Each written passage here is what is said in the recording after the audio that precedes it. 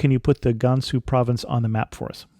Sure. It's right kind of connecting central China to the western portion of China, what you think of as more of kind of Uyghur territory. It's pretty much, Gansu is defined by the Silk Road.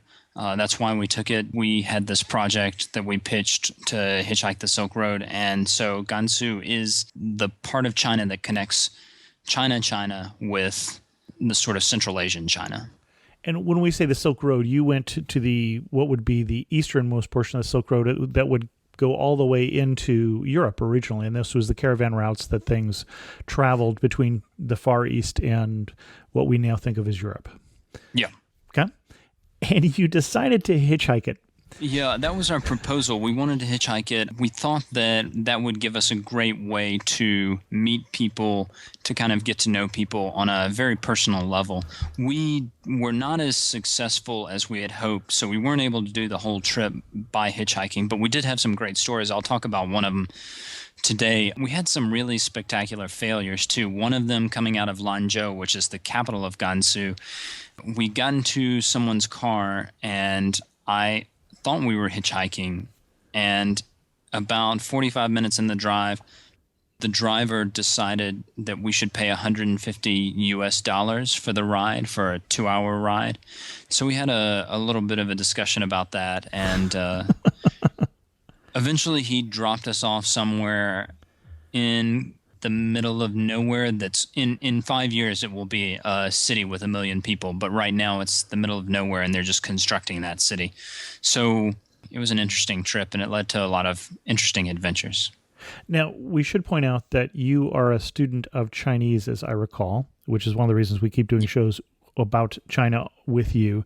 So You're not quite as ill-prepared as if we were talking about me doing this trip.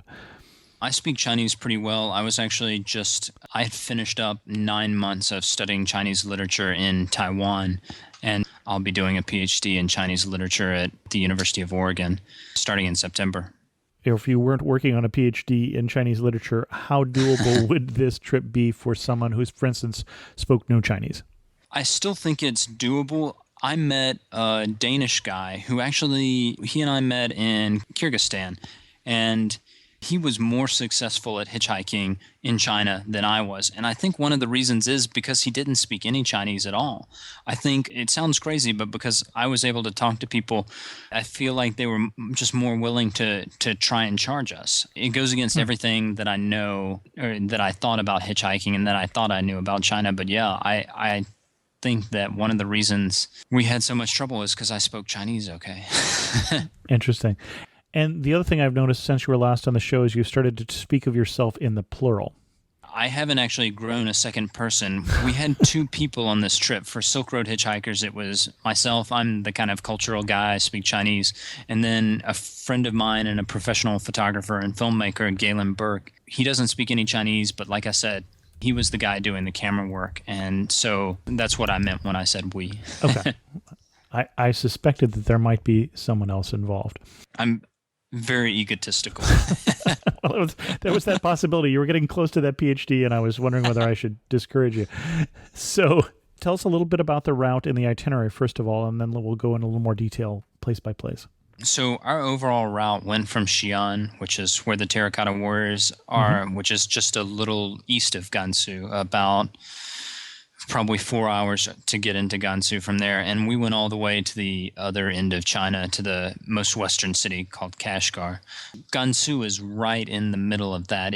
I think we spent more time in Gansu than in any other place, just because it's this long province. It almost is like an arm that stretches out and reaches out from central China to the very west.